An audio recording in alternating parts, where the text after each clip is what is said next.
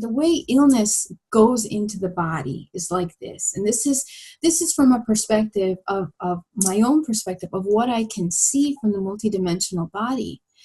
What I have seen is that the soul that enters the body contains all this information.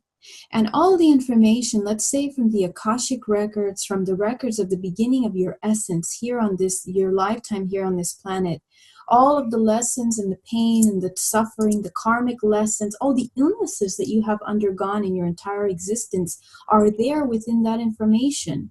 So as that soul enters the body, it is now distributed within the bloodstream, and your contracts that you make when you come into this planet are basically the guidelines for what you're going to be focusing on, what you're healing, for your overall evolution, for your progression here within the matrix. So that being said, that's kind of like the bricks, lays the bricks to how you're going to be interacting with your everyday life. All of those programs are now, since childhood, triggered by family, friends, your parents, and from there immediately turned into programs. Any emotions that you have sensed, that the body senses from around us, because we are like sponges. We are so powerful that we just take in our surroundings, our emotions, everything. So as we are pulling everything in, we have to learn how to process those emotions. And this is where all this information is so important.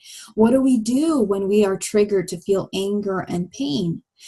In Louise Hay's book, it's really interesting because she talks about the metaphysical reasons of illness. And if you notice, the locations of the body where we feel these illnesses, if you look at the meridian lines of the body, Billy, you're going to notice that a lot of them are connected with the chakra systems as well. And when I learned that, it blew my mind. And it's like a whole world of information opens to you.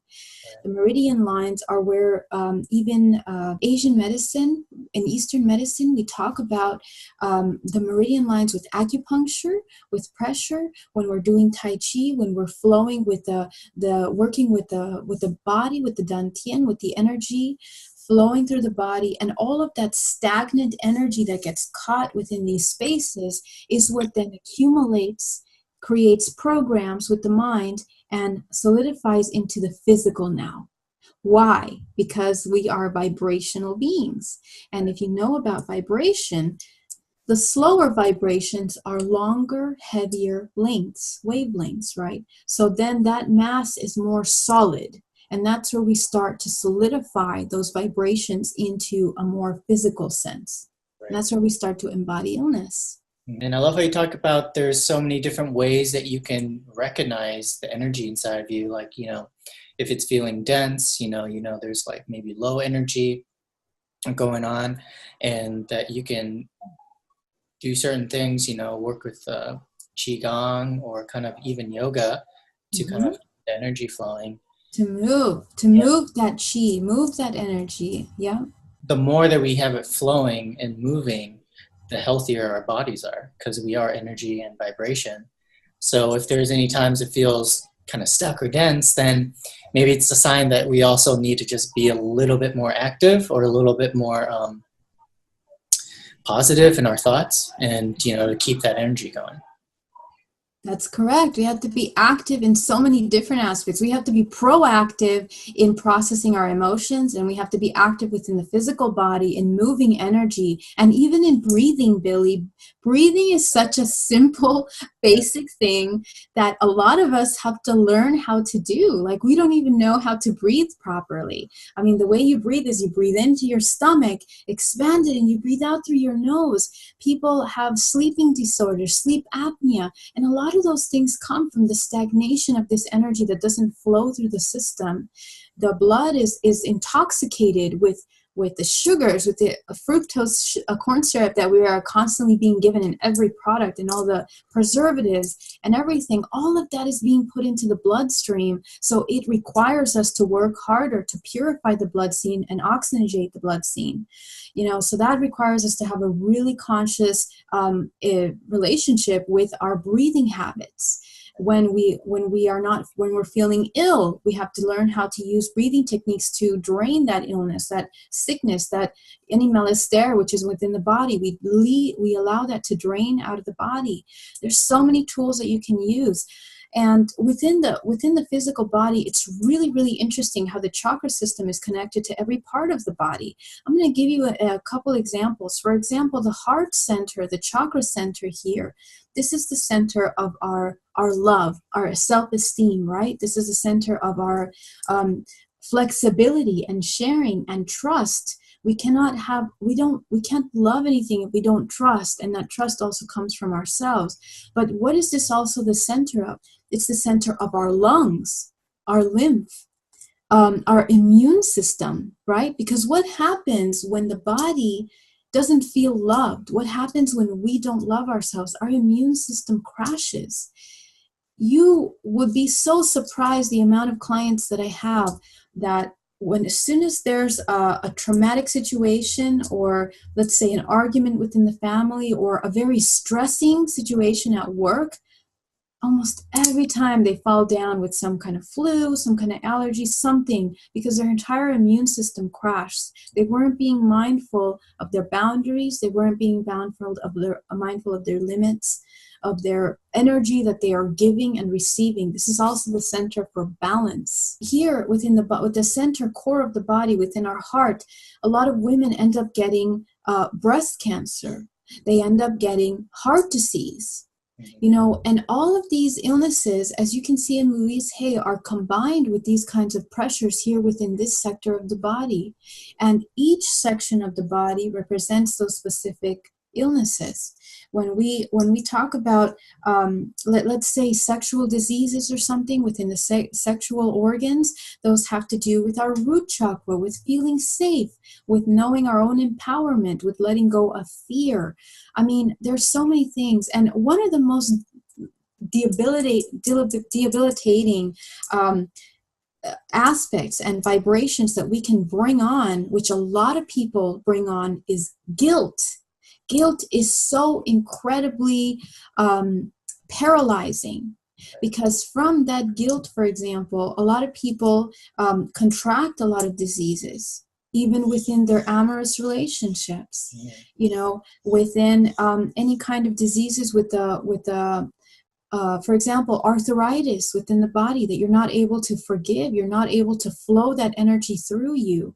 So that is a really clear indication, and it's important for people to educate themselves and to learn about how the energy is processed through the physical body, so that we don't clog our spaces. Right. Important to think about how your body is like a reflection of what's going on inside of you, like emotionally. And also, if there's anything in your life that has happened to make you feel different, it's definitely going to affect you physically.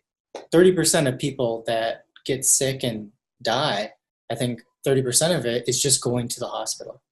Mm-hmm. So I feel like that right there is a huge sign of just going there. You kind of already are starting to think and believe that there's something wrong with you. Yes. And that causes your body to start to manifest exactly what you're thinking, and cause you to think that you can't be healed, or that you are going to die. And I think that's why I think it's really important to do a video like this, because it's more empowering to think of going within more and being aware of the energy that's flowing through you, or causing to be stuck.